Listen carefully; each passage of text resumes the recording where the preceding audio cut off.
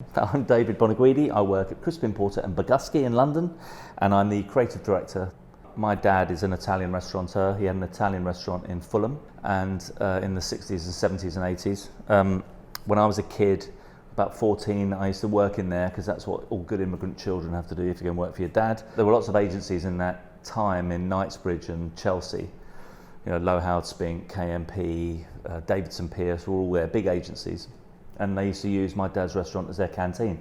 So I used to work behind the bar, see all these people coming in, having lunch all day long, and think, Jesus, what do they do? And my dad was like, oh, they work in advertising. And I was like, cleaning glasses, advertising. That would be the job for me. I've always really enjoyed that thing of feeling like you're doing something yourself rather than doing it the way that everybody else expects you to. Karmarama was exactly the same. I mean, I was working at Channel 4 as a client, so I'd had my first little foray out of the ad business and was trying something new. And I really enjoyed that, but it was a big, big corporate place, Channel 4. And so Naresh got in contact with me and said, you know, do you want to think of setting up another agency? And I just love a startup, I can't resist it.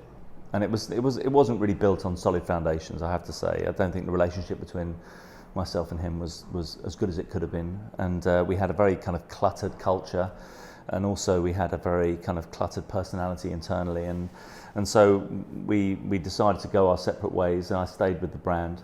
After 10 years of that, it got pretty big.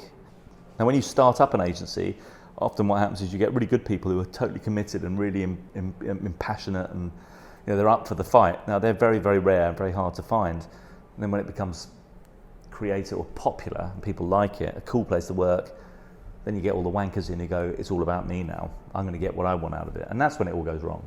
I made some very strange calls about bringing certain people in that I thought would help the brand, and they were there to help themselves. And it just became a selfish brand. And the thing that kind of hit it for me was when I realized there were lots of people here who were trying to make money out of my brand.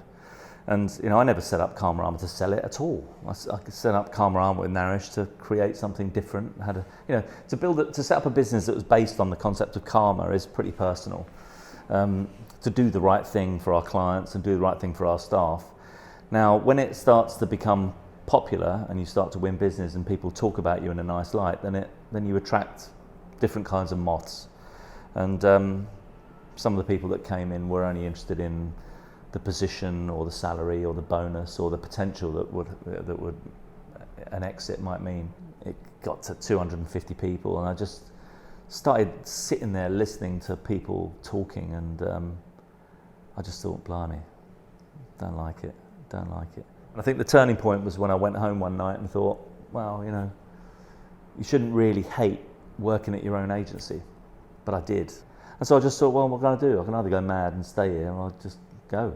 And it was very liberating. I mean, I lost everything. You know, I didn't make any money out of it, or anything of any value.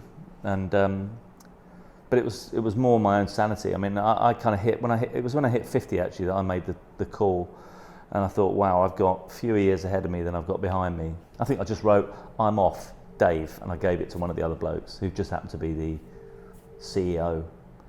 And that was it. I just fucked off, and then I just watched this mad kind of squabble with all the other people that were kind of below me, and you know, the next layer down, all fighting for my little chair. It was kind of ridiculous, but it was good. I was gone. And it wasn't even, you know, to be honest, when I left, it was bore nothing to any company that I would have ever set up, and so it was in a way that made it actually easier, because I just thought, well, it's got nothing to do with me anymore. I'm off. Because I was the founder, they put me on a very restrictive gardening leave, so I couldn't do anything for a year. So I left Karma on a Friday. I did the screen printing course on a Sunday down at Print Club London, and it was a complete eye-opener, because I suddenly thought, you know, in advertising you spend your whole time having lots of ideas, but you always get somebody else to make them for you. And suddenly when I learned how to do that, I suddenly went, shit, I can make stuff. And it opened a huge door in my mind, which just allowed me to sort of go, wow, you can fulfill lots of things that you ordinarily would just leave there sitting around, flapping around in the back of your head.